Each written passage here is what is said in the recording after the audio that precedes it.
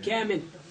سيف بن خميس بن محمد الرواحي، أسكن وادي محرم بالأصل، لكن انتقلت إلى القردة في سنة 96 وتقاعد من الجيش. إمام مسجد، ما أصلح إمام مسجد أنا، ولكن يقول الشيخ سامي وما عدا من الماء يتيمم جائز. كم سنة عشت مع الإمام الخليل بن نزوة؟ سنتين. أنا وخالي عبد الله بن ناصر هذا. نعم. خالي عبد الله بن ناصر هذا. نعم. عشنا عندنا سنتين. وكان الإمام الرضي رحمة الله عليه سيرته سيرة عمر بن الخطاب. يعني تشبه سيرة عمر بن الخطاب، ما وحينا عن عمر بن الخطاب، لكن نقول شبهه.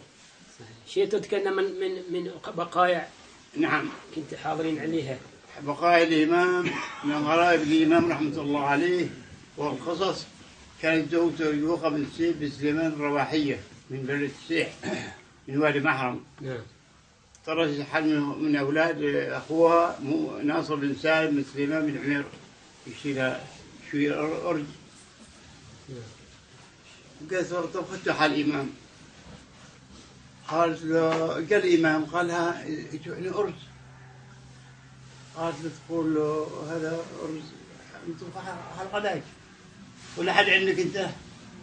قال ما حد عندي، ولكن إذا ما يكفينا نحن هالغداء. قالت له لماذا؟ قال لماذا؟ هل يصح لأننا نتغدى عيش والعسكر المتعلمين يتغدى التمر؟ قالت له لا. قال شيل لي حتة بغيت العيش ما طايق له الإمام. هذه قصة واحدة. القصة الثانية إنسان بمعنى اسمه محمد بن سعيد بن حميد، عنده عاضد نخل، وجاء إنسان من جماعة وسيس علياته بيت. اسمعني. اختار الإمام يمشي المحضر ويمشي السوق الوالي وتبع محمد سعيد. قال الإمام قل تخبرني ولا تشتكي. قال الإمام أنت أخبرك، أنت أبونا أخبرك واشتكي. قال إذا كان عاد ما يكون. المؤمن ينظر بعين الله هكذا. زين. هذا قصتين. القصة الثالثة في واحد من الجماعة. لكن مو نهاية هاي القصة، إيش النهاية؟ إيش نهاية هاي القصة من البيت؟ ما يبني مكانه علية المال. يبني بيت علية المال. ويتغطى العاوض عليه. قال لي كان عاد ما يكون إن شاء الله هذا. المؤمن ينظر بعين الله. القصة الثانية أن الإمام رحمة الله عليه في واحد من الجماعة عنده ضاحية في الوادي والساحة. سار الجماعة قال حال الإمام هذا ضاحيته وفلقنا. قال تشتكي ولا تخبروني؟ قال نخبرك تشتكي، أنت شريكنا فلهم. قال نشارك معي وخلوا هذا كان على ما يكون. ومات من 7 أيام الأسود جائحة قرب 70 في اللي الأخضر واليابس ما بقى أثار. إن شاء الله. هذه ثلاث قصص اللي حفظنا عليه الإمام رحمة الله عليه الإمام المسلمين. القصة الثانية أخبر عنها حمد. إيش القصة؟ القصة الثانية القصة الثانية ضاحية في بهولة. قال ضحية الخصائب. نعم. قال الإمام هذا أحسن تباع محتاج ينحى فلوس. قال الإمام هذا ما يصح تباع تبذير الدولة، هذا ما يسوي. قال الإمام إحنا ننادي عليها ما نبيعها مساوي. تم ينادي عليها من عدة أيام وبتيعت ب5,000 وما تكن في حقوقهم. فكتب الورقة الشيخ أبي زيد وارسلها للإمام. أبي زيد رحمة الله عليه يقول لنا الإمام ترى. في وصل عند الإمام قال الإمام هذا الظاهر بعناها على 5,000 ريال. قرش نعم. 5,000 قرش. وما أدري كم فوقهم من السوق. نعم. قالوا لقضاء الإمام هذا ما يصح، هذا تبذير. قالوا تبذير وش معناه تبذير؟ نادينا عليها في سوق المسلمين موجوبة والدولة محتاجة للفلوس. قالوا تبذير. قال لي أول جيب ورقة وقع الإمام رحمة الله عليه في الورقة وتوقع الشيخ بيزيد وتم صفقة البيع تمت. من بعد قال حلقات فلان وفلان تعلق قدامي. إيش معناها تقول إنها تبذير؟ قال نقول تبذير إن هذا مال الدولة. قال إحنا في سوق المسلمين يقول ما يجي الوقت ما حد يجد هذا.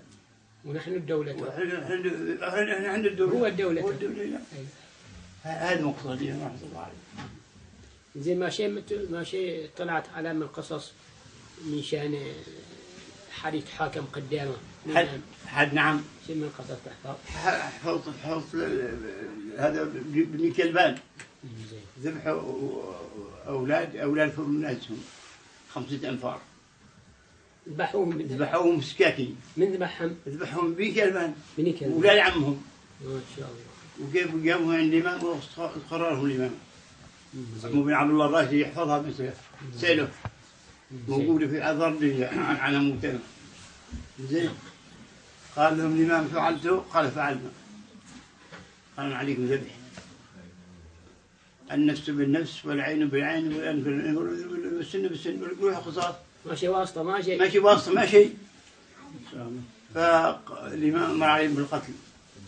فتشوا فيهم عند برق الدباه ب5. ببندقية. بندقية نعم بندقية. وقص الإمام رضي. إمام المسلمين أتتك طوعا المنبية فصغ لله شكرا. إمام المسلمين أتتك طوعا المنبية فصغ لله شكرا. وشا تحفظ لنا من القصائد وقالوا مثنية على الإمام أو مدحوه أو مثنية على عبد. أنا حقيقة نحفظ قصة يعربي. نعم. يعربي كلام القضاة كلام ما زين واجد. قال قضاة كلهم ما أحفظها إلى القضاة. لا موسى بن سالم يحفظها. قضاة كلهم صم وعمي إلى نقل المطامع بالسؤال. تقضوا المنايا شاخصات يهرول مثل هرولة البغال. جعلت على اللصوص مقام قتل فأقرن هؤلاء بالمثال. وإني قال وإني عبد بيت من الثريا دعائمه من الليل الطوالي.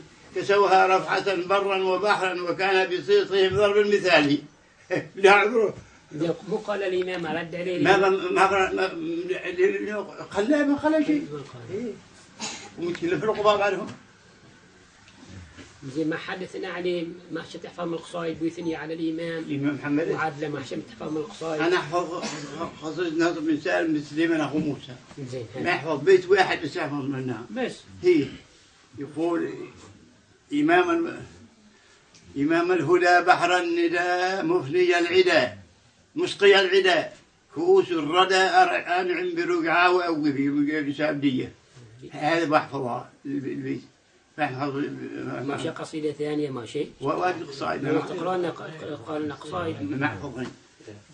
للأسف. للأسف. ما شئت تحفظ قصائد عن